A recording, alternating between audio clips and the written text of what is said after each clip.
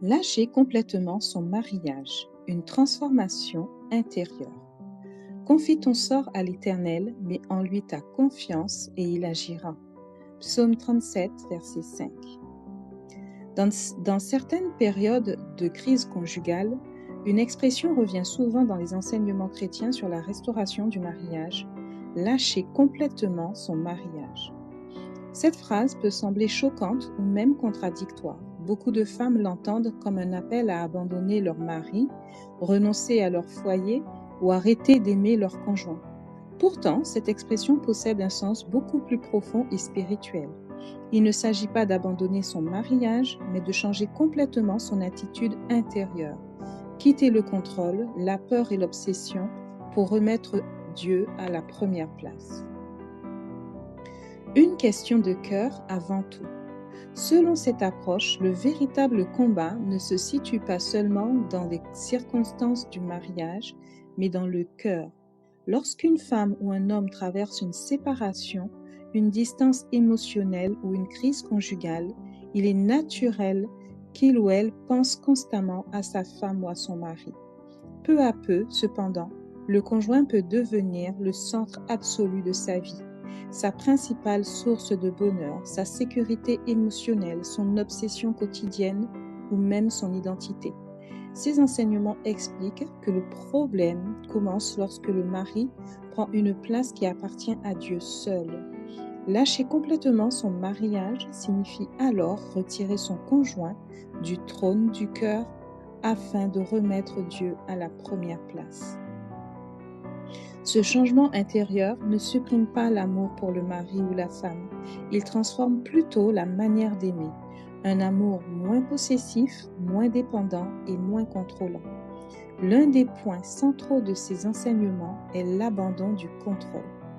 Dans une crise conjugale, la peur pousse souvent à multiplier les efforts pour sauver la relation. Surveiller son mari, analyser chacun de ses gestes, envoyer de nombreux messages, chercher constamment des réponses, poser des ultimatums, supplier ou tenter de convaincre l'autre de revenir. Mais selon cette approche, plus une personne poursuit ou force la situation, plus cela peut aggraver la distance dans le couple. Lâcher prise signifie donc arrêter de manipuler les circonstances, cesser de vouloir changer son conjoint par ses propres forces, renoncer à contrôler l'issue du mariage, accepter que tout ne dépend pas de soi. Cette démarche est souvent décrite comme un abandon spirituel. Seigneur, je te donne mon mariage, je cesse de lutter avec mes propres forces. Ce n'est pas de la passivité, mais une décision de confiance. Cesser de faire du mariage le centre de sa vie. Cette approche insiste également sur un aspect important, ne plus faire du mariage le fondement absolu de son identité. Certaines femmes vivent tellement à travers leurs relations qu'elles finissent par perdre leur paix intérieure lorsque le couple traverse une crise.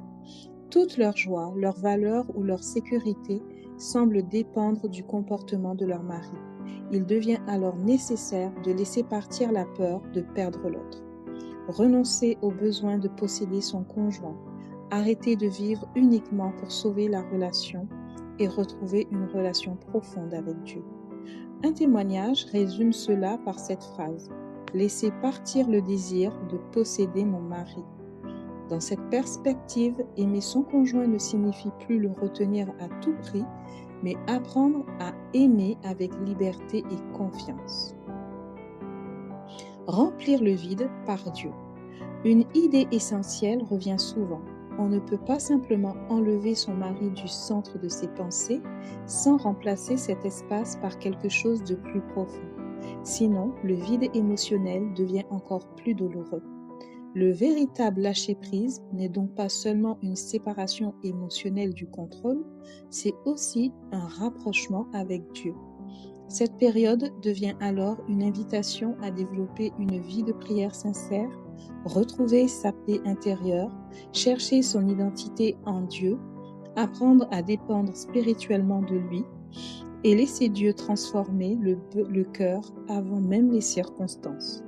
Dans cette vision chrétienne, La restauration personnelle précède souvent la restauration du mariage. Ce que lâcher complètement son mariage ne veut pas dire. Cette expression peut facilement être mal comprise. Pourtant, cette approche précise plusieurs choses importantes. Cela ne signifie pas abandonner son mariage, arrêter d'aimer son conjoint, devenir froide ou indifférente, accepter la souffrance sans discernement ou renoncer automatiquement à toute espérance de restauration.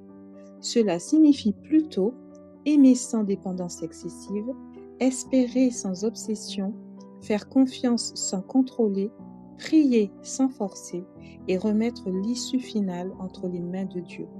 Le mariage n'est plus porté uniquement par l'angoisse humaine, mais confié à Dieu. Une démarche de foi et de transformation intérieure. Dans cette approche chrétienne, le lâcher-prise n'est pas présenté comme une défaite, mais comme une transformation intérieure. La femme cesse progressivement de vivre dans la peur, de courir après son mari, de vouloir tout maîtriser et de faire du mariage sa seule source de vie. À la place, elle apprend la confiance, l'abandon à Dieu, la paix intérieure et une nouvelle manière d'aimer. Même lorsqu'il est question de restauration du mariage, ces enseignements insistent sur le fait que cette restauration ne peut pas être produite par la pression, la peur ou le contrôle humain. Selon cette vision, c'est Dieu qui agit dans les cœurs au bon moment et à sa manière. Lâcher complètement son mariage ne signifie pas renoncer à son conjoint ou cesser d'espérer. Cela signifie plutôt retirer son mari du centre absolu de sa vie, abandonner le besoin de contrôler, cesser de poursuivre ou de forcer, remettre son mariage entre les mains de Dieu et retrouver une relation profonde avec lui. La Bible nous dit « Tu n'auras pas d'autre Dieu devant ma face ».